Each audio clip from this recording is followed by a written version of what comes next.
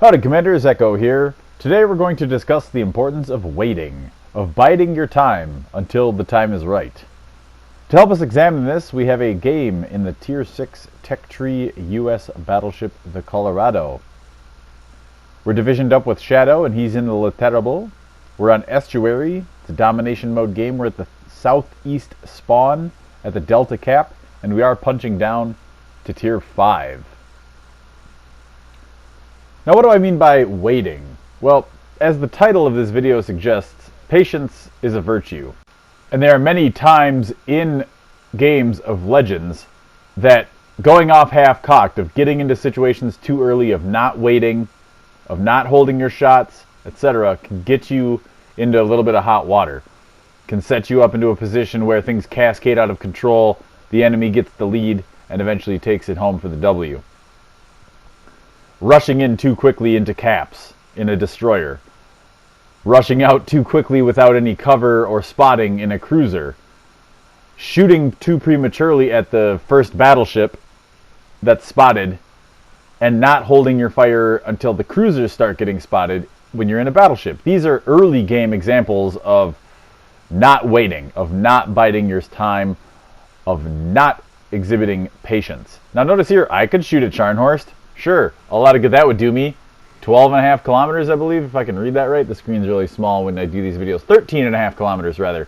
And he's bow in. Or I could shoot at one of these two destroyers. Now, granted, they collide and glance off each other at speeds and angles that are basically unobtainable by just using your rudder. I don't know if they planned that or not, but they managed to collide and avoid my fire, but not all the fire of our friendlies. And this is an example of biding my time, of waiting, of exhibiting patience. I could have shot at Scharnhorst there, and then I wouldn't have had the barrels loaded to shoot at these guys. Now, granted, I didn't hit them, but how many times in that opening exchange have you been in a battleship, held your fire, cruisers or even destroyers start getting lit up, and then you shoot at them instead, and you dev strike the cruisers? We've seen that on this channel before.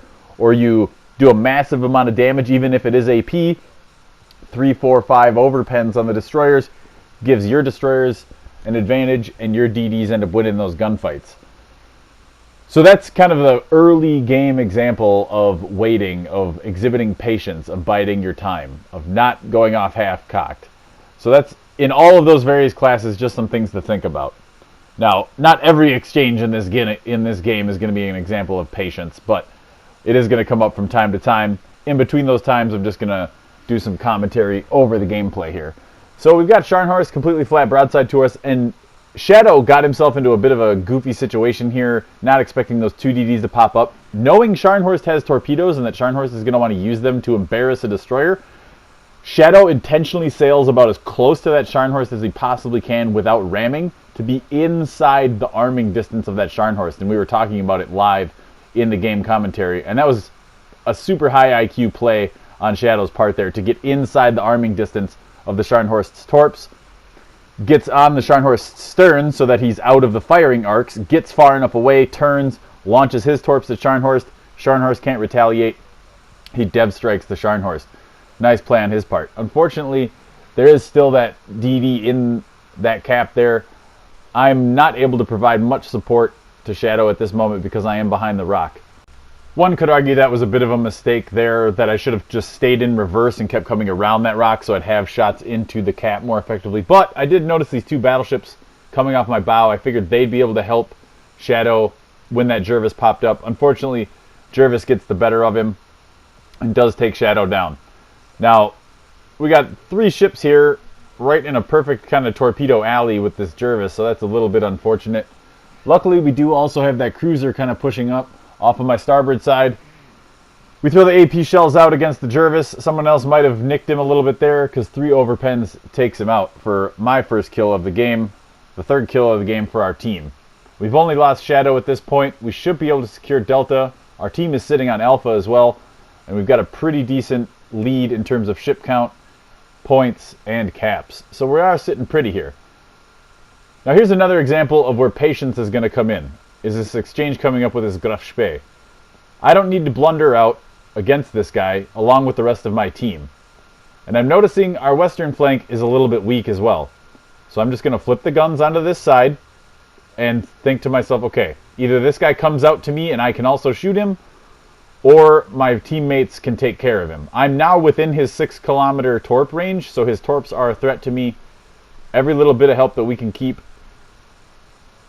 means we have health later on in the game. Laga takes a bunch of frickin' Graf Spee AP in the broadside point blank and goes from full health to almost dead in a matter of a half a salvo. Belfast and Bayern are not doing as quick of a job on this Graf Spee as they need to be. Perhaps I should have pushed out to help, but it's the Colorado. It's one of the least maneuverable ships tier for tier in the game. But here we see we're waiting. We're seeing Graf Spee is kind of like consigned to his fate. He knows he's eventually going to go down. He's just pushing out a little bit. We wait. We hold the fire. Boom. We take him out with some pens and a citadel for our second kill of the game. Now we're up 4 kills, unfortunately to only 3 because the enemy has taken out 2 other ships of ours. We are up 2 caps to 1, and we are in the process of getting Delta. The Graf Spee wasn't able to stop that. We're going to push into the center of the map here and at Charlie and kind of defend that. We recognize that Fiji is a huge threat to that cap. If we want to try to win, we've got to make sure that he doesn't get that Charlie cap and that he doesn't outflank what few blues we've got left over at Alpha. He could create a little pincher move, a little wrap around that island, and wreak a bunch of havoc on our forces left at Alpha. So we've got to push in here and be a little bit of a counter force to this Fiji pushing in on both our cap and our friendlies out west. Now I would have loved to have had my guns right here. I was trying to get a dev strike on him. I knew I could maybe try to plunge in on that Fiji armor through the deck and maybe try to take him out. Now we're tied on ship kills. Luckily we are up 3 caps to 1. Unsure of the total health pool of the enemies versus the friendlies, but now here again, we could have shot at that guy, but we wait for him to turn a little bit. We're expecting, okay, maybe he turned to try to use his torps.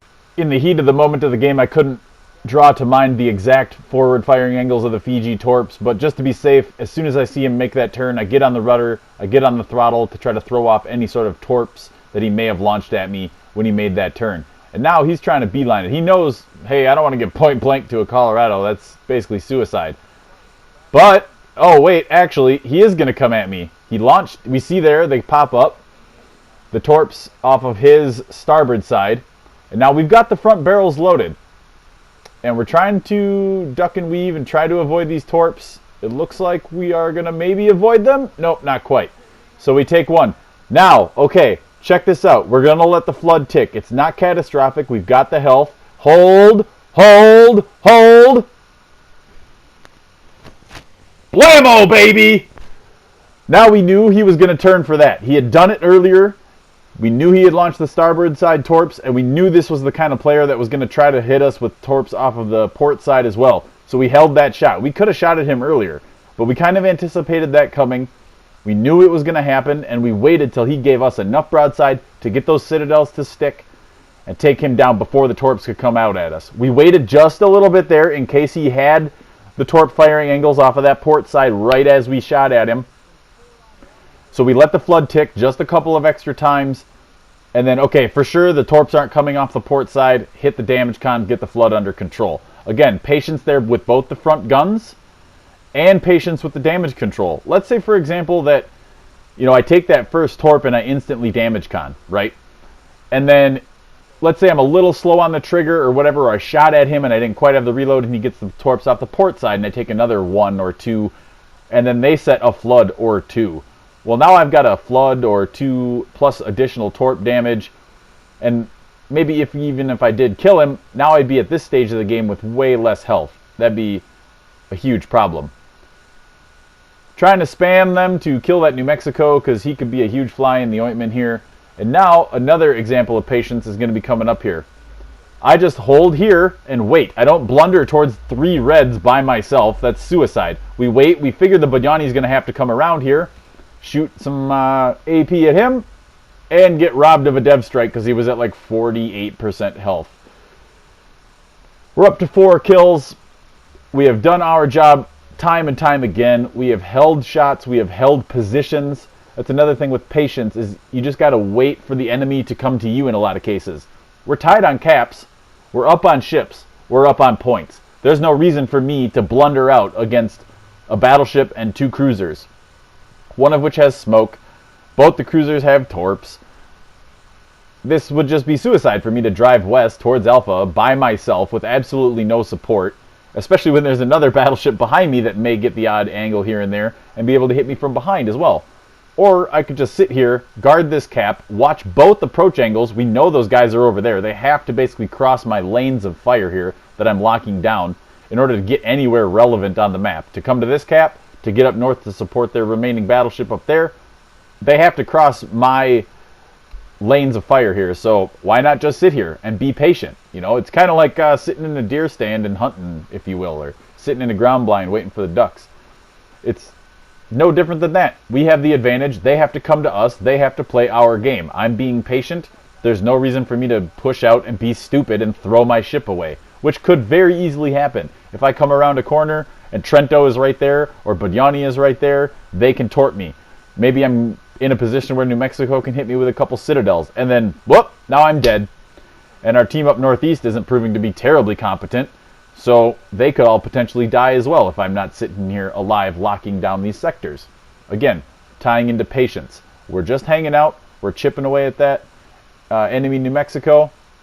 Did what we could to him, but we're not blundering forward to give our side to a Trento who's already got a double fire on us. His torps have the range on us, so we could take one of those as well. That would be a pretty terrible situation at this point. So we're just fighting this Trento, making sure he doesn't try to get into the cap. Some more citadels there. We've already racked up Confederate. Now we get high caliber as well. Largely due to our patience. We're just biding our time, hanging out, waiting till the opportunities present themselves. Trento is continuing to sail broadside to us, making it pretty easy, and he's not using his rolling smoke. Perhaps it's already gone. We're about to get trolled a little bit here by the Rasputin number generator. You can see me zooming in and out, making sure he's actually slowing down. If he's got propulsion mod on that thing, he could potentially take off pretty quickly. So, unfortunately, get trolled by the Rasputin number generator there and leave him on just a sliver of health, roughly about 1,000 health or so. Not a whole lot more. There's the torps that we knew were coming. That's why we had been kind of in reverse, on and off the rudder, left and right, to kind of throw his aim off. I don't know why this guy came to a complete stop there. At least initially, I was very puzzled. Me and Shadow were talking on comms, like maybe he somehow went AFK or something, but then the HE came out of the barrels. Oh, some shells coming in from the friendly Belfast. Can I get the kill? Yes, I can. There's the Kraken unleashed, baby. Alright, not a whole lot else happens in the rest of this game. Again, just keep in mind the various times during this game that patience came into play and that we were able to use that to our advantage. Early on against the Scharnhorst, not shooting at him, waiting to be able to shoot at the DDs. Yes, it didn't actually pay off in any way in this specific game, but this happens almost every game you play a battleship in. The enemy battleships on your flank are getting spotted first.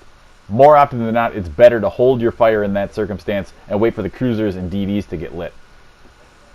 Against the Graf Spee, waiting for him to come out. He had to come out to me. I was in a position where when he did come out to me, he'd be broadside. Against that Fiji, holding. Like Mel Gibson and Braveheart with the spears against the cavalry.